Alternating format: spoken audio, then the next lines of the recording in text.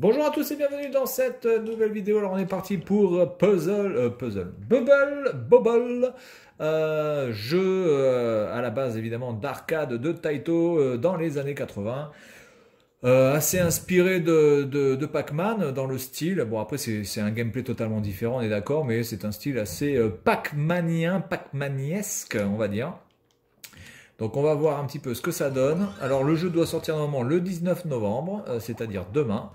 Mais voilà, j'ai eu évidemment le jeu un petit peu avant et en version complète. Donc on va déjà commencer par la version d'arcade pour vous montrer un petit peu comment c'était à l'époque. Alors moi j'y ai joué surtout sur la Master System, mais c'est un jeu qui est sorti sur énormément de consoles, sur la NES, sur donc la Master System, sur certainement des ordinateurs de l'époque, que ce soit le Commodore ou l'Atari ou l'Amiga, ce que vous voulez, l'Amstrad. Voilà, donc Puzzle Bobble. Alors le concept est très simple en fait, vous devez balancer des bulles sur les ennemis pour les emprisonner et ensuite leur fracasser la tronche. Voilà, et vous pouvez faire des chains, vous pouvez faire des blockchains ou des chains comme ça, un petit peu comme du bitcoin, et leur défoncer la tronche. Et donc il lâche ensuite des fruits que vous devez récupérer le plus vite possible parce que le temps est limité.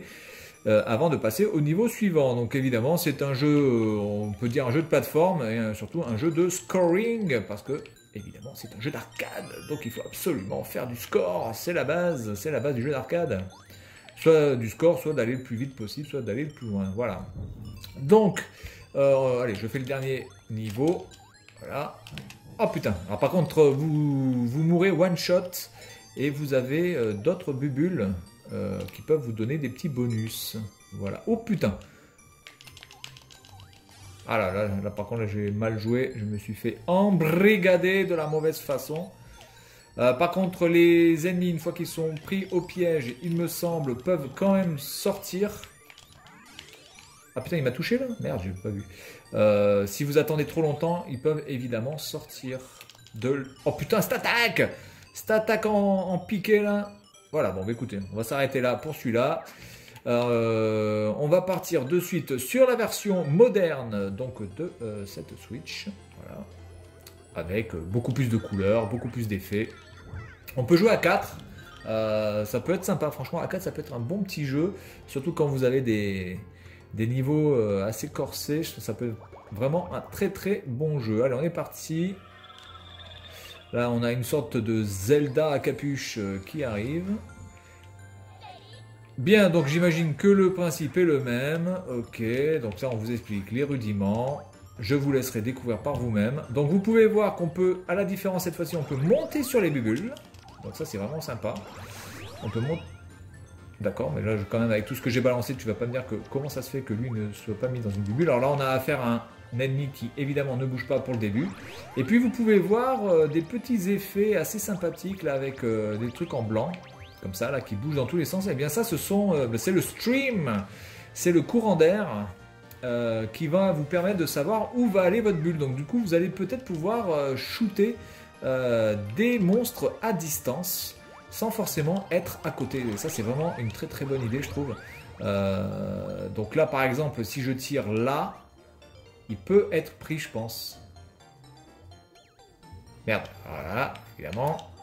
Et je pense que c'est un petit peu le concept du truc. On peut tirer à distance. Ah non. Ah non, ah non. Ah bah ça, du coup c'est con. Hein. Du coup, ça sert à quoi d'avoir ça? Ça sert surtout, je pense, si vous voulez monter sur les bulles. Voilà. Si vous avez une plateforme qui est un petit peu loin et que vous voulez savoir comment y accéder, vous pouvez donc tirer une bulle et viser grâce au courant d'air et rester sur votre bulle pour pouvoir atteindre la plateforme. Voilà, donc toujours ces fruits à récupérer. Vous avez un peu plus de temps pour les récupérer, mais sachez que si vous attendez trop longtemps, évidemment, les fruits disparaîtront.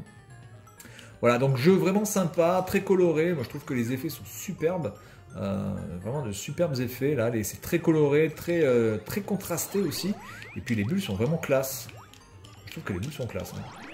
Bon, vous savez, il m'en faut pas beaucoup. Hein. Les bulles sont classe, ça me suffit. Bon, là, je viens de me faire déboîter le caisson.